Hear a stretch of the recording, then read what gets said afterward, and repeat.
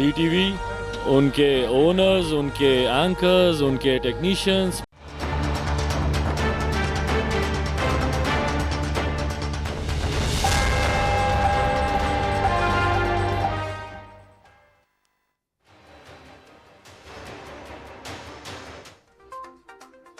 UP चुनाव के बाद मतगणना पर सबकी नजर। बीजेपी ने दिया प्रदेश में जीत का दावा, फिर योगी सरकार तय। अंतर्राष्ट्रीय महिला दिवस पर बिहार विधानसभा में उठी मांग, माले विधायक ने महिला आयोग की रखी डिमांड। अंतर्राष्ट्रीय महिला दिवस पर समस्तीपुर में रेल मंडल ने दिया महिलाओं को सम्मान, महिला के हाथ में सौंपी ट्रेन की कमान। मोकामा में बड़े पैमाने पर पीएम ग्रामीण आवास योजना में उजागर हुई अनियमितता, योजना के नाम पर दर्ज कराने के लिए की जा रही अवैध वसूली।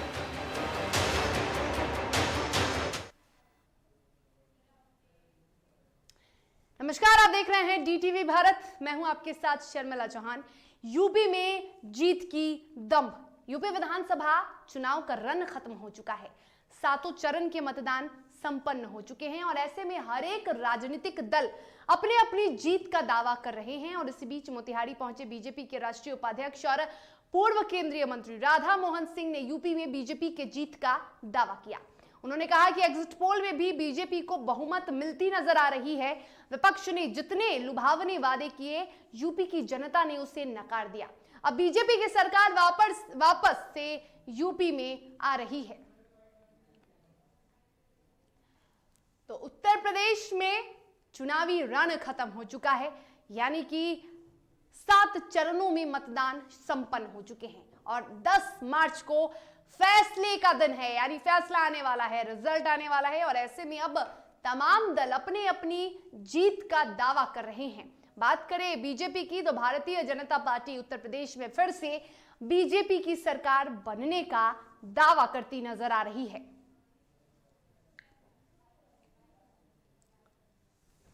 राजनीतिक रूप से अहम उत्तर प्रदेश में लगातार तीसरी बार विपक्षी खेमान ने नया प्रयोग किया था।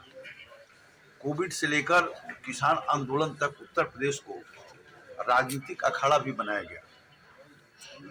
हालांकि 7 चरणों के बाद जो जारी हुए है एग्जिट पोल, यदि उसको हम मानते हैं और वास्तविकता भी है, तो विपक्ष के जितने दाव थे सब फेल कर गए। और बेतिया पहुंची भारत सरकार के इस्पात मंत्री आरसीपी सिंह का बिहार समाज सुधार सेनानी के प्रदेश संगठन सचिव नंदकिशोर यादव ने स्वागत किया। सचिव नंदकिशोर यादव ने कहा कि केंद्रीय मंत्री आरसीपी सिंह के आने से संगठन में नया जोश और उत्साह पैदा हुआ है। कार्यकर्ताओं में हर्ष की लहर है। और इस दौरान प्रदेश संगठन सचिव नंदकिशोर यादव ने क्षेत्र की समस्याओं से संबंधित एक ज्ञापन सौंपते हुए उनके निराकरण की मांग आरसीपी सिंह से की है। तो केंद्रीय मंत्री आरसीपी सिंह का भव्य स्वागत किया गया। आरसीपी सिंह पहुंचे बेतिया और बेतिया में एक ज्ञापन सौंपा गया है मांगों को लेकर। बेतिया में कुछ ऐसे कार्य हैं जो फिलहाल ठप पड़े हुए हैं और उन कार्यों को लेकर बीजेपी के सचिव नंदकिशोर यादव ने आरसीपी सिंह को, माफ कीजिएगा, जेडीयू के सचिव ने एक ज्ञापन सौंपा है।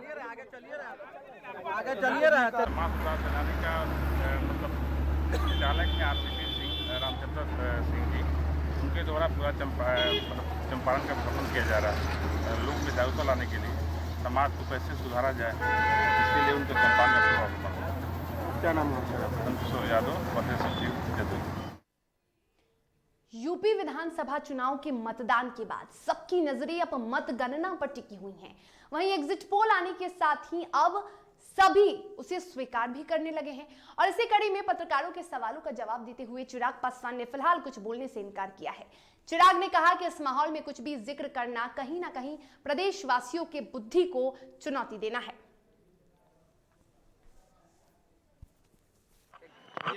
भाई एग्जिट पोल पे मैं बहुत ज़्यादा टिप्पणी अक्सर नहीं करता हूँ। बहरहाल बीजेपी जीते या कोई भी दल जीते, जैसा मैंने कहा कि वहाँ पर जनता की भावना को समझने वाली सरकार बननी चाहिए। की मजबूती को लेकर क्या कहेंगे? वहाँ पे आप भी कैंडिडेट उतारे हुए थे कई जगहों पे। नहीं, बिल्कुल, हम लोगों ने भी कुछ जगहों पे अपने कैंडिडेट, अपने उम्मीदवार हम लोगों ने वहाँ पर उतारे। हम लोग का प्रयास अपने जनाधार को बढ़ाने का है उत्तर प्रदेश में। और आने वाले समय में जिस तरीके से बिहार में पार्टी का संगठन और जनाधार हम लोग हर बीते दिन के साथ मजबूत करते जा रहे हैं, यही प्रयास इसके बाद उत्तर प्रदेश, झारखंड, पंजाब, विभिन्न और राज्यों में भी हम लोग कर रहे हैं। जिन्होंने बयान किया था। तो यूपी चुनाव को लेकर अब परिणाम की सबको इंतजार है, कैसा होगा परिणाम, कब आएगा परिणाम, और इसको लेकर लगातार तमाम जो दलों के नेता हैं वो प्रतिक्रिया दे रहे हैं और अपने अपने दल के जीत का दावा भी करते नजर आ रहे हैं। तो बता दें कि इसी को लेकर लोजपा रामविलास के राष्ट्रीय अध्यक्ष चिराग पासवान ने भी दावा किया है। चिराग पासवान ने कहा है कि यूपी के चुनाव में हम कुछ भी नहीं कह सकते हैं क्योंकि जनता ही फैसला करने वाली है और फिलहाल 10 मार्च को ही पता चलेगा कि जनता ने किसे जीत का ताज पहनाया है। अंतर्राष्ट्रीय महिला दिवस को लेकर माले के विधायकों ने विधानसभा में सरकार से सवाल किया तो वहीं महिला सशक्तिकरण के लिए महिला आयोग के गठन की बात की और जिस तरीके से महिलाओं के साथ बलात्कार और अन्य घटनाएं घटित हो रही हैं, इसको लेकर सरकार को घेरा। माले के विधायक संदीप सौरभ ने कहा कि महिलाओं से संबंधित कोई वारदात होती है तो उसका संज्ञान लेने वाला कोई नहीं।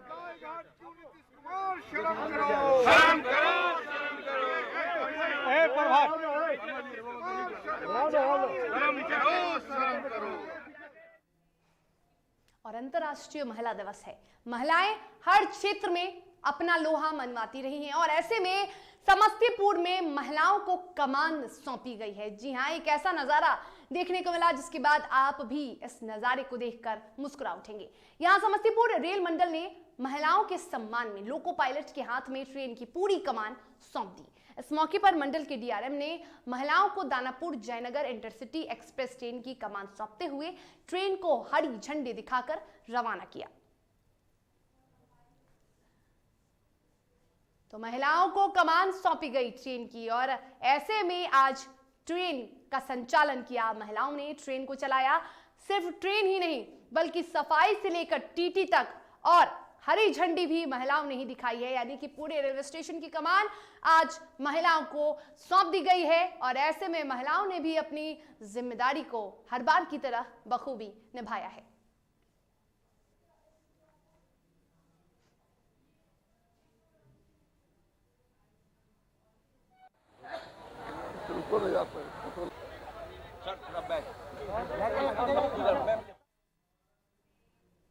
और इधर अंतर्राष्ट्रीय महिला दिवस के मौके पर बिहार सरकार के परिवहन मंत्री की शीला मंडल ने डीटीवी भारत से खास बातचीत की। इस दौरान उन्होंने सरकार की बड़ाई करते हुए, उनकी तारीफ करते हुए कहा कि सरकार की बेहतर कार्यों का ही नतीजा है कि महिलाएं अब बाहर निकल रही हैं और सदन तक पहुंच रही हैं। से पहले आज महिला दिवस के अवसर पर सभी महिलाओं को बहुत बहुत बधाई देती हूं और आज देख रहे हैं कि सुशासन बाबू की चतुराई देखिए, जो आज चौका चौक घर और चौका से सभी निकली है महिलाएं, तो सब उन्हीं का देन है कि आज जो बिहार में महिलाओं के लिए जो माननीय मुख्यमंत्री जी ने किया, आज ज्योतिबा फुले हो, और कर्पूरी जी हो, अंबेडकर जी हो, पेरियार जी हो, जिन्होंने इतना समाज के लिए कहे और आज हमारे माननीय मुख्यमंत्री जी ने ये करके दिखाया कि महिलाओं के लिए इतना ज़्यादा हर क्षेत्रों में आरक्षण की सुविधा की गई। और यहाँ वक्त हो चला है एक छोटे से ब्रेक का। ब्रेक के बाद खबरों के साथ जल्द हाजिर होंगे।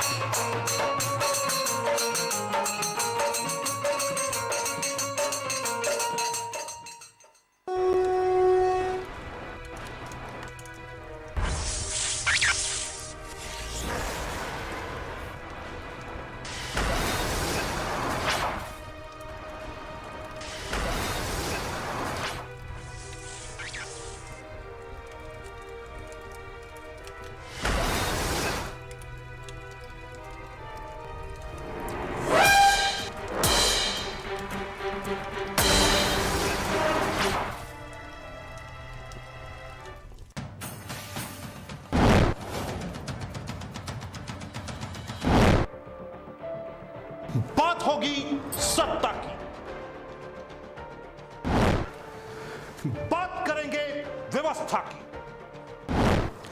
वादे नारे कहां गुम हो गए जनाब?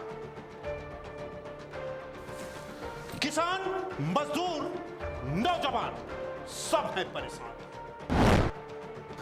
बेरोजगारी, पलायन आज भी है बरकरार। कहां तो तय था सड़क से लेकर संसद तक उठाएंगे आवाज, लेकिन अब ना हो परेशान, क्योंकि डीजी भी उठाएगा आपकी आवाज।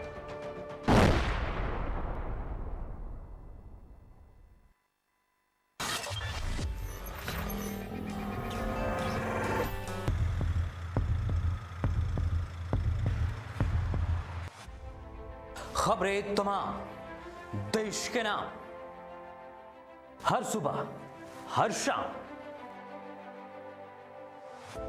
हमारी मुहिम से मिले नई पहचान, बिगड़े हालातों में भी बेहतर परिणाम, रहेंगे हर पल आपके साथ। स्थितियां जो भी हों, आप तक खबरें पहुंचाएंगे। कोरोना जैसे संकट में न दूर थे न दूर जाएंगे। समाज से जुड़े हर मुद्दे को उठाएंगे।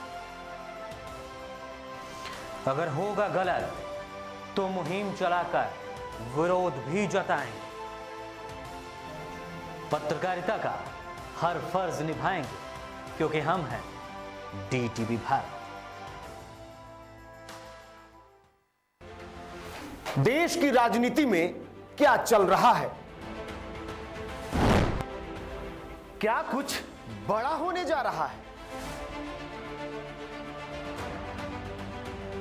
क्या राजनीतिक खिचड़ी पक रही? क्या सियासी गलियारों में गर्माहट बढ़ रही? आपके उलझे सवालों को हम समझाएंगे।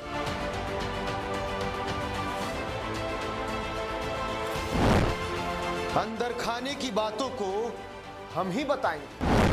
कब, कौन, कहां गया, सबसे पहले हम ही दिखाएंगे।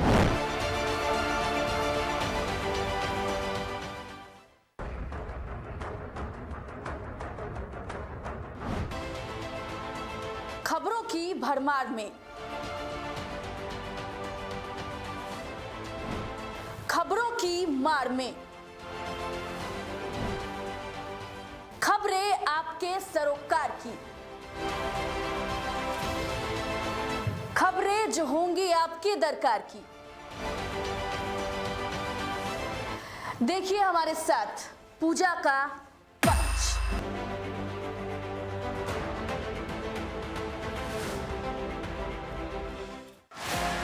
खबरें जो कई सवाल खड़े कर जाती हैं, खबरें जो आपको आईना दिखाती हैं, खबरें जो आपको सचेत कर जाती हैं। उन सभी खबरों पर होती है हमारी नजर, जो होती हैं खबरें आपके सरोकार की। वो खबरें दिखाते हैं हम।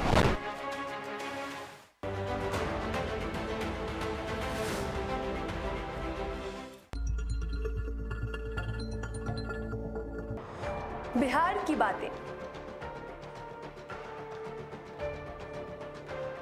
झारखंड की झंकार,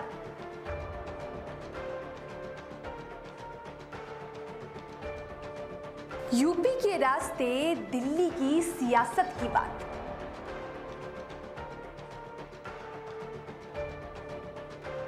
कब और कहां बिगड़े हालात, किससे किसकी बन गई बात।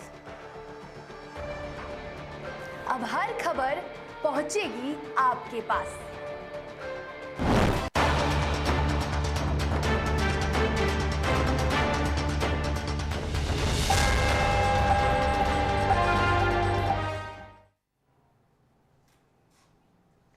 ब्रेक के बाद एक बार फिर से आप सभी का स्वागत है। खबरों में आगे बढ़ेंगे। देश में जहां एक और अंतर्राष्ट्रीय महिला दिवस के मौके पर महिलाओं को सम्मान देने की बातें की जा रही है, महिलाओं को कमान दिया जा रहा है, जिम्मेदारियां दी जा रही हैं, लेकिन अभी कई ऐसी जगहें हैं जहां ऐसी खबरें आती हैं जो समाज को शर्मसार कर देती हैं। भागलपुर से एक ऐसी खबर आ रही है जहां नाबालिग बच्चे के साथ हैवानियत हुई और बच्ची ने अपनी हैवानियत की दर्द बयां करते हुए पुलिस के निकम्मेपन को उजागर किया है। मामला भागलपुर के अमडंडा थाना क्षेत्र की है, जहां मदारगंज पंचायत की एक नाबालिग युवती के साथ गांव के ही एक युवक ने बलात्कार किया, लेकिन जब इसकी शिकायत पीड़िता ने अमडंडा थाना में की तो उसे निराशा हाथ लगी।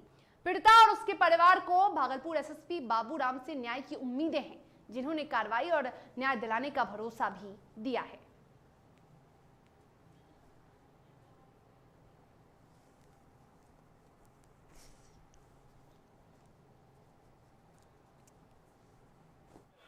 ओकरा बाद रामबचन रखले, ओकरा बाद अइले निसार बंदन।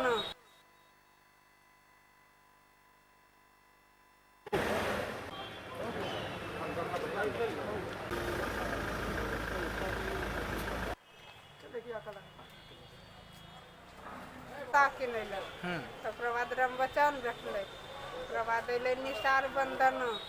हमरा बिस्कुट खिला के पानी पिलके तो हमरा होश ना आइल, बेहोश हो गया। तो कहाँ लग लेना लगले पता नहीं चल रही। तब रात का पटना में पता चल रही कहाँ लस्कुल के पटना। तो रात भर पटना में रही, 3 बजे भोर पर गाड़ी धर के दिल्ली गई। दिल्ली में रही 10 दिन। ओकरा बाद अइले नवादा में रही 10 दिन। ओकरा बाद अइले भटगम्मा में रही। ओकरा बाद घर अइले, घर में रखल के 10-15 दिन। ओकरा मायो बापा बस फिर दवा खिला के बाहर निकाली दल के पुलवा पर लगा छोड़ी दल के मारी पीटी बाहर करी कर। और बक्सर जिले के नावानगर प्रखंड के भचौली गांव के पुराने शिव मंदिर से एक बड़े अंधविश्वास का मामला सामने आया है, जहां सैकड़ों की संख्या में श्रद्धालु अपने हाथों से भगवान नंदी को दूध पिला रहे हैं। कई गांवों से लगातार लोगों का हुजूम मंदिर में पहुंच रहा है। ऐसा पहली बार नहीं है, इसके पहले भी हमने कई खबरें दिखाई हैं। वहीं यहां साफ तौर पर देखा जा रहा है कि नंदी महाराज को स्पर्श करते दूध नीचे की ओर सीधा नाले में जा रहा है।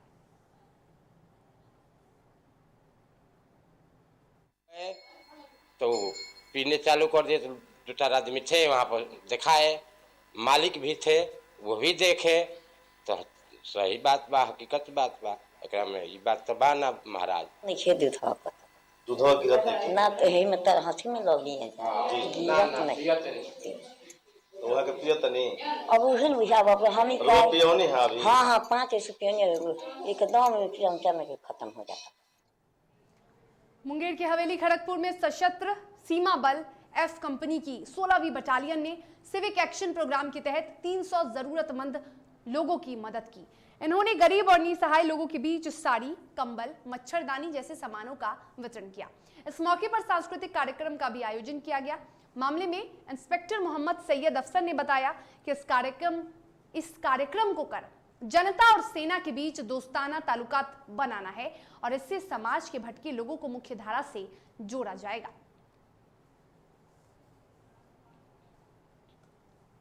मैं इंस्पेक्टर सैयद अफसर एसएसबी 16वीं वाहिनी एफ संभाई की तरफ से आज का कार्यक्रम आज दिनांक 7 मार्च 2022 को हमने ITI ग्राउंड गोरधवा में एक सामाजिक चेतना अभियान रखा है।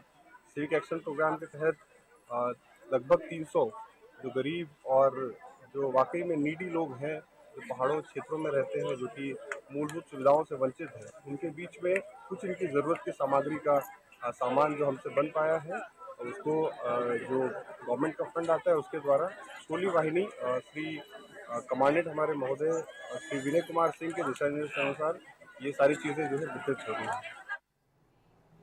बगहा में 65वीं वाहिनी एसएसबी के द्वारा आजादी के अमृत महोत्सव के अंतर्गत देश की हिफाजत, देश की सुरक्षा से संबंधित कार्यक्रम का आयोजन किया गया। एसएसबी 65वीं कमांडेंट पंकज डंगवाल ने बताया कि आजादी का महोत्सव पूरे भारत में 13 तारीख तक चलाया जाएगा और इसका मुख्य उद्देश्य है देश की हिफाजत, देश की सुरक्षा के तहत सभी की भागीदारी होना। आपको बता दें कि इस कार्यक्रम में डॉक्टर रणवीर सिंह, सनफ्लावर विद्यालय मलकौली के छात्र छात्राएं और शिक्षक निप्पू पाठक इस कार्यक्रम में शामिल हुए।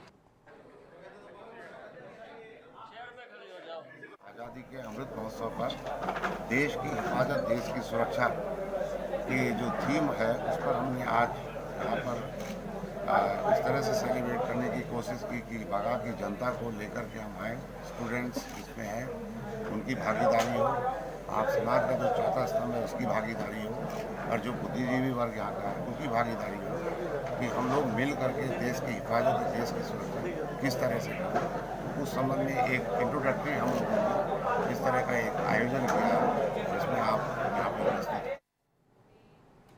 भागलपुर के पूर्व सांसद और युवा राजद के राष्ट्रीय अध्यक्ष इंजीनियर शैलेश कुमार उर्फ बुलू मंडल ने आंगनबाड़ी सेविका और सहायिका को सरकारी कर्मचारी का दर्जा देने की मांग की। साथ ही उन्होंने अन्य राज्यों की तरह वेतन में वृद्धि करने और पेंशन योजना लागू करने की भी मांग की। केंद्र सरकार को कोसते हुए उन्होंने कहा कि कॉरपोरेट घराने पर चलने वाली सरकार पूर्ण रूपेण फेल है। आंगनबाड़ी का स्वरूप बदलकर किड्स प्ले स्कूल के तहत चलाने की मांग करते हुए बुलू मंडल ने कहा कि यदि मांगों को पूरा नहीं किया जाता है तो राष्ट्रीय जनता दल के नेतृत्व में ये लड़ाई राष्ट्रव्यापी आंदोलन का रूप लेगी।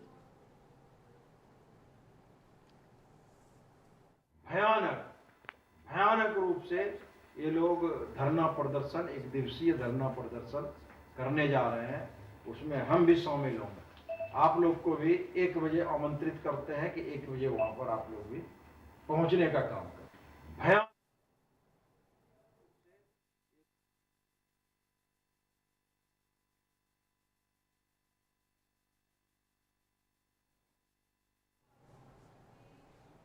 और प्रधानमंत्री ग्रामीण आवास योजना में बड़े पैमाने पर अनियमितता, लापरवाही देखने को अक्सर मिलती है। खासकर मोकामा की बात करें तो मोकामा और घोसवारी प्रखंड में ये योजना खाओ पकाओ योजना बन चुकी है। बताया जा रहा है कि इस योजना में महज सूची में नाम दर्ज कराने के लिए 2000 रुपए लिए जाते हैं। साथ ही योजना की रकम मिलने पर 30 से 40 हजार तक की रिश्वत ली जाती है। ग्रामीणों के मुताबिक बड़ापुर पंचायत में एक दलाल ने ही अवैध वसूली का रैकेट बना रखा है। और इधर मोकामा जिला पार्षद नवनीत हिमांशु ने योजना की मुकम्मल जांच कराने और आरोपियों पर उचित कार्रवाई की मांग की है।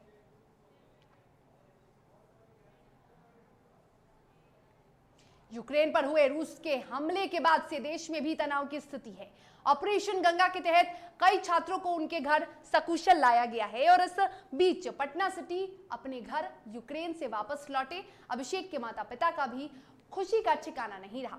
छात्र जैसे ही अपने घर पहुंचा, परिजनों ने उसे गले लगाकर भावुक हो गए।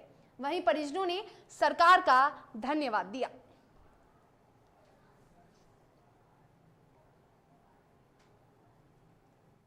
वहाँ पे माहौल बहुत ही मतलब खराब हो गया था, स्थिति रहने लायक हो नहीं रही थी।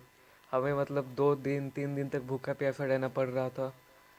हमें मतलब हालात वहाँ पे बहुत ख़राब होते जा रहे थे, बद से बदतर होते जा रहे थे। मदद की मतलब मिल नहीं रही थी मदद, ना खाने पीने का कुछ बंदोबस्त था। हम लोग 8-9 दिन वहाँ पे मतलब भूखे प्यासे से फंसे रहे हैं। फिर अभी 2 हफ्तों के बाद यहाँ पे मतलब घर पे आने में बहुत ही अच्छा लग रहा। हमें खुशी है कि यूक्रेन में जो फंसे हुए हमारे बिहार के छात्र हैं सभी लोग वापस आ रहे हैं। अभी भी कुछ बच्चे फंसे हुए हैं पटना के ही, उन लोगों को मैं ईश्वर से प्रार्थना करता हूं कि जल्द से जल्द वापस आ जाएं। मुंगेर में महाशिवरात्रि के जश्न में एक युवक का हवाई फायरिंग करते हुए वीडियो वायरल हुआ था। इसके बाद पुलिस ने वायरल वीडियो के आधार पर छापेमारी कर युवक के घर भी छापेमारी की और पुलिस ने मौके से भारी मात्रा में अवैध हथियार और गोली को बरामद किया है। मौके से पुलिस ने आरोपी युवक को भी गिरफ्तार कर दिया है। यह कार्रवाई ईस्ट कॉलोनी थाना क्षेत्र के मुंगरोड़ा में की गई है।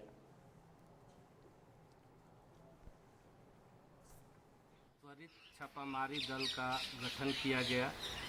छापामारी दल द्वारा उक्त वायरल वीडियो का सत्यापन करते हुए पहचान के पश्चात छापामारी किया गया, जिसमें ग्राम मुंगरौरा का चंदन कुमार को पहचानोपरांत गिरफ्तार किया गया। उनके स्वीकारोक्ति बयान के आधार पर उनके पास से भारी मात्रा में अवैध हथियार बरामद किया गया। उत्तर प्रदेश की खबरों पर नजर डालेंगे और सीतापुर की बात करेंगे, जहां थानगांव थाना क्षेत्र के ग्राम मजरे सरैया भटपुरवा में करीब 2 हफ्ते पहले लापता हुई किशोरी की बरामदगी न होने से अब परिजनों में आक्रोशित फूट पड़ा है और इससे नाराज हो परिजनों ने बजरंग दल के कार्यकर्ताओं के साथ थाने के सामने सड़क पर प्रदर्शन किया और जमकर नारेबाजी की।